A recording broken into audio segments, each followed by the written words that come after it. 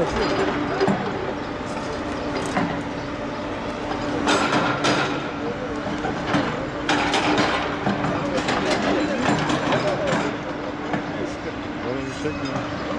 sıkıntı var.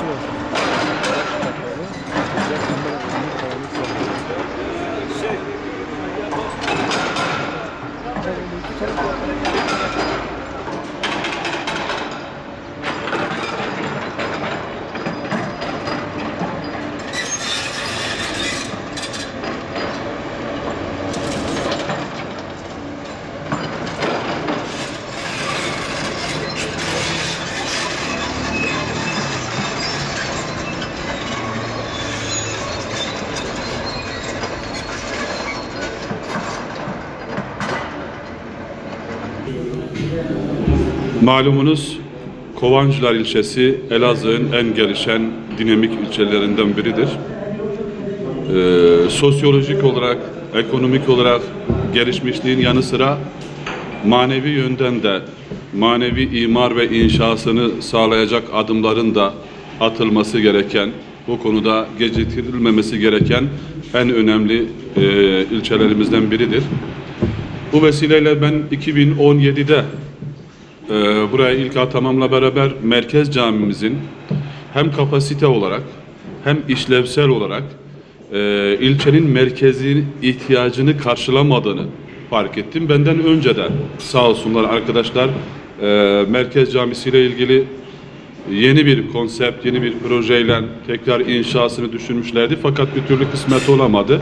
Ancak 24 Ocak 2020 tarihindeki depremde Merkez Camimizin ağır hasar görmesi neticesinde yıkımı gerçekleştirildi ve yaklaşık 6-7 aydır projesi üzerinde özellikle işlevsel olarak hangi alanlardan sosyal ve kültürel olarak ne tür bölümlerden oluşması gerektiği mimarisi konusunda hem ilçe kaymakamımız hem belediye başkanımız hem müftülük olarak ve aynı zamanda dernek yönetimimizle beraber sağ olsunlar istişareler neticesinde sadece Kovancılara değil bölgeye hitap edebilecek özgün bir projeyle ve aynı zamanda içerisinde de ilçenin gerçekten çok ihtiyacı olan hem çocuklara, hem gençlere, hem kadınlara, hem erkeklere hepsine hitap edecek dini, sosyal ve kültürel alanlarıyla beraber mimari estetiğiyle beraber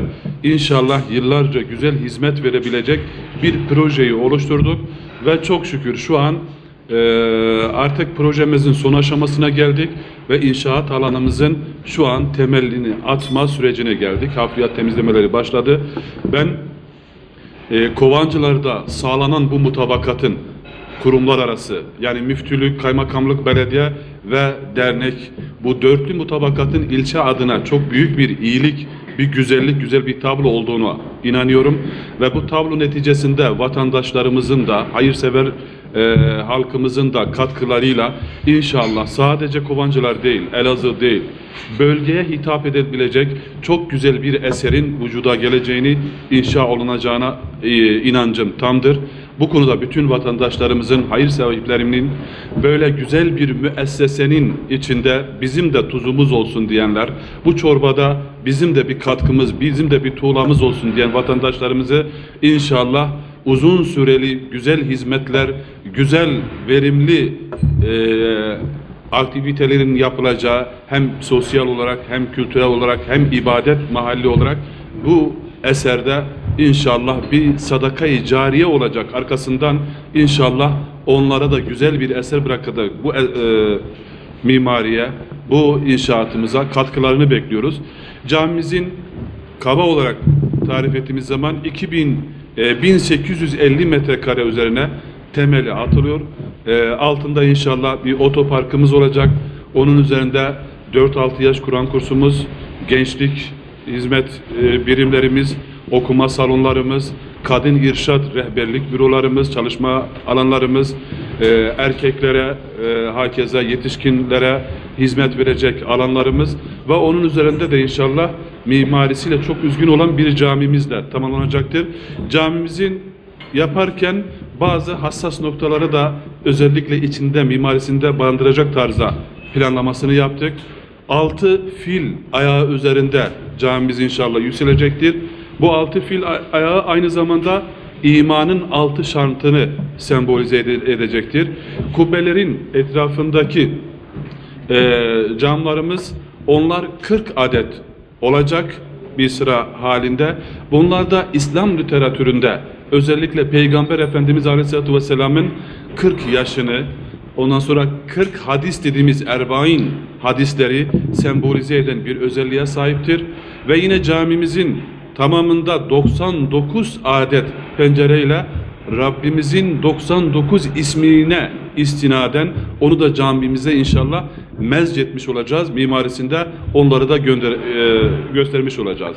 Mimarisinde ayrıca lale figürleriyle, elif figürüyle, yani İslam'ın artık evrensel o sembollerini de inşallah camimize daha bir estetik, daha bir güzellik katacak şekilde onu tasarlamışız. Rabbim inşallah bu güzel şekilsel olarak bu mimarinin yanında onun içini de o sosyal kültürel alanlardaki aktivitelerle, camideki ibadet ruhuyla da inşallah bu camimizi inşa etmeyi, imar etmeyi, o imani manevi ruhu da orada inşallah ilçenin o maneviyatına, dinamiğine güç katacak, bir coşku katacak şekilde onu yaşatmayı cümlemize nasip eylesin. Bu vesileyle ben bizi dinleyen, izleyen bütün vatandaşlarımıza, bütün halkımıza, hayırseverlerimize az çok demeden bu mükemmel, gerçekten bütün bölgeye hitap edecek güzellikteki bu esere katkıda bulunmaya davet ediyorum. Rabbim şimdiden yardım etmiş olanları ve yardım edeceklerin yardımlarını dergâh-ı izzetinde kabul etmesi için niyaz ediyorum. Allah bu güzel esere sebep olan, vesile olan, katkıda bulunan herkesten razı olsun. Rabbim inşallah kazasız ve belasız tamamlamayı nasip etsin. Ben de Sayın Müftümüzün ifade ettiği gibi, yani bu hayırlı katkısı olanlardan, emeği geçenlerden ve ittifak, yani kaymakamlık, belediye, müftülük, derneğimizin itfaiyle beraber bu hayırlı işe giriş yaptık. İnşallah Rabbim utandırmaz. Rabbim hayırlı hizmetlere vesile kılar. Başta Kuvancılar, Elazığ ve tüm Müslüman kardeşlerimizden bu esere katkılarını özellikle bekliyorum. Emeği geçen herkesten Allah razı olsun.